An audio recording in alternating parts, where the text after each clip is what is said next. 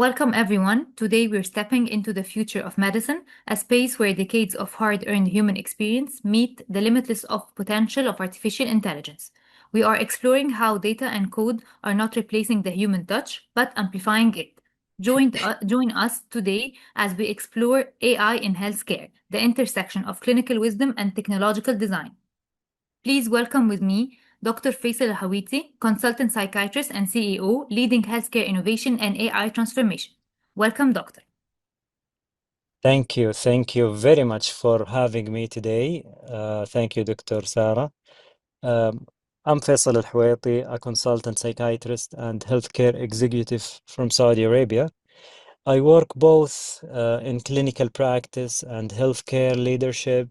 So I see AI from two perspectives. As a physician treating patients, and as someone involved in designing healthcare systems, I truly believe AI is one of the most important advances in modern medicine, but only when it helps clinicians, not when it tries to replace us. Thank you, Dr. Sarah, for this opportunity again.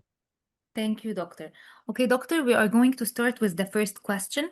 So, we hear a lot about AI reducing shortening time. So, in your day-to-day practice, is AI actually giving you more face-to-face time Mhm, with mhm, patients, or is it just changing the nature of your paperwork? mhm. So, people often think AI simply saves time. I think that's only part of the story. The real value is reducing cognitive load. If AI writes my documentation, summarizes long records, or highlights important information, then I can spend more attention looking at my patient instead of looking at my computer. Technology shouldn't replace human interaction. It should create more space for it. Okay, doctor. And medicine relies heavily on clinical intuition, that gut feeling you get when a patient just looks unwell. How do we balance a doctor's hard earned intuition with an AI algorithm that only looks at data points? Uh, we often call it intuition, but I don't actually like that word. To Mhm. be honest, it sounds like guessing. So it is not. Clinical intuition is pattern recognition developed over thousands of patient encounters. AI recognizes patterns. Physicians understand context. The best medicine happens when both work together, hand in hand.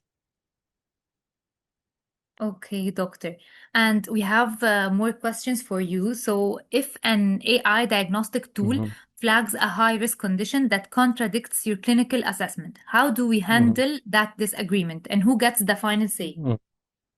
Yeah, well, actually, that happens a lot on daily practice, and it sounds dangerous, but let me explain. If AI disagrees with me, that's not a conflict, it's an invitation to think again. Maybe I missed something. Maybe AI found a hidden pattern. Again, it's all about patterns. Or maybe AI doesn't have information that only exists inside the consultation room. The patient's behavior, body language, hesitation, family dynamics, those things really matter. AI informs decisions, it does not make them. We make the decisions. Yes, yes. Okay, doctor. And regarding the patient safety, accuracy, and trust, medical training teaches doctors to do not harm. When an AI model suffers from hallucination or outputs a false positive, who carries the clinical and legal responsibility? So the physician or the developer? You see, Dr. Sarah, the interesting part about those terms, it really resonates in my practice since I'm a psychiatrist and I deal with this word on daily basis with patients.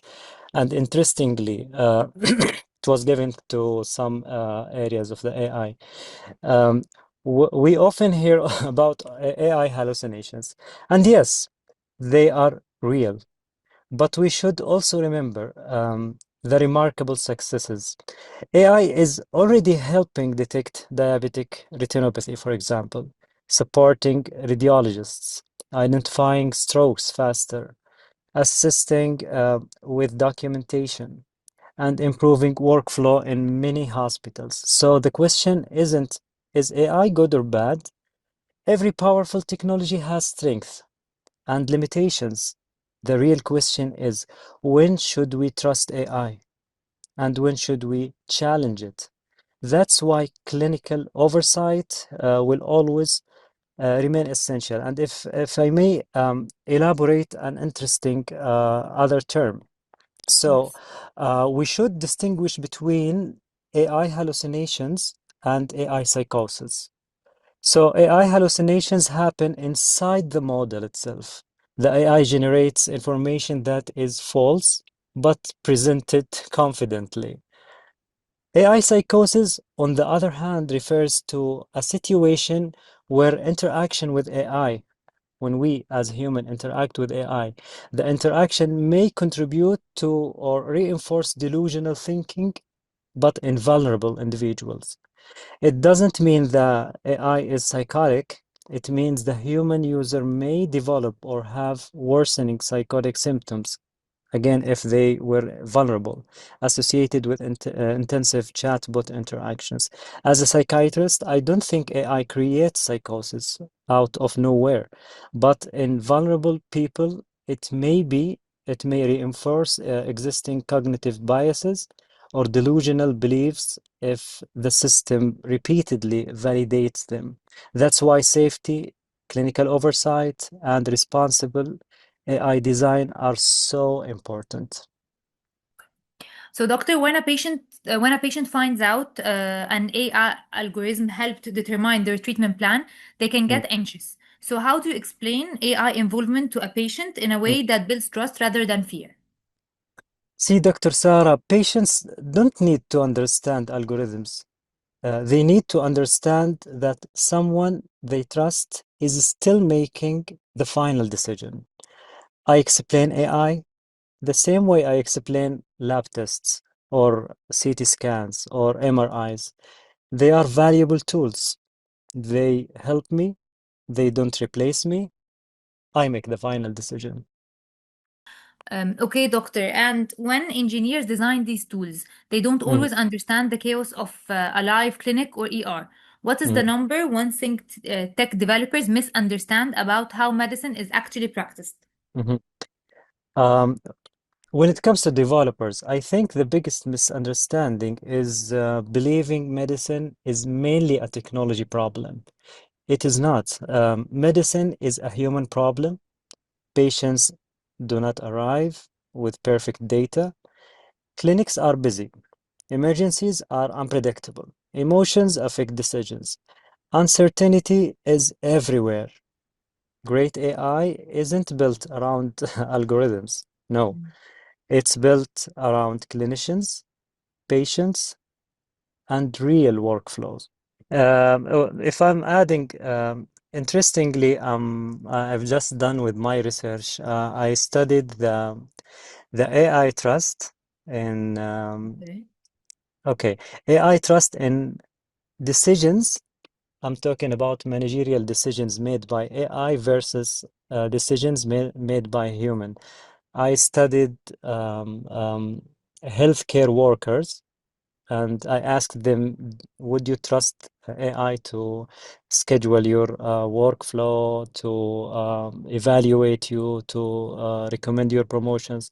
And interestingly, people didn't trust AI to make those decisions. So by great numbers, people still they need the human factor since we appreciate their social circumstances. We have the empathy part. So the challenge is implementing the AI system, but there should be always a human in the loop. So the future isn't doctors versus AI, Dr. Sarah. It's Yes. doctors working with AI. AI will continue becoming smarter. Our responsibility is making sure healthcare also becomes more human. The risk isn't that AI becomes mentally ill in general, or we get really influenced by AI, but with more human supervision, I think we can implement AI and we use it as a tool. You know, years ago, people were researching inside the libraries, books everywhere. Yes. Uh, Google was that AI back then, right? Yes. So people didn't accept computers easily, didn't accept Google easily, but now it's like drinking a water or just being you. Google is everywhere. AI now is surprised the humanity with its proactive actions, etc. Years from now, our discussion about AI will be the same we discussing and teaching someone with Google nowadays. The Yes. question is what is coming in the near future? That's the surprise. If AI and the machine taking decisions now, automating simple daily routine, simple tasks that we are doing every day. So what will happen 30 years from now, 50 years from now? That's what really concerns me. Yes. But I still believe, I still believe in the equilibriums. We will adapt, we will cope, we will draw some lines. Hopefully, one day we keep controlling the technology, not the other way around. Hopefully, yes. And I like the one thing that you have mentioned, doctor, that doctors are working with AI, not versus AI. So you're absolutely Hmm. right. Hmm. Thank you, Dr. Faisal, so much for this informative session. My We were pleasure. very happy and pleased to have you with us today. My pleasure. Same here, and thank you for having me. Thank you for your time. Thank you, doctor. Have a great day. Thank you so You much. too. Bye bye. Bye bye. Bye.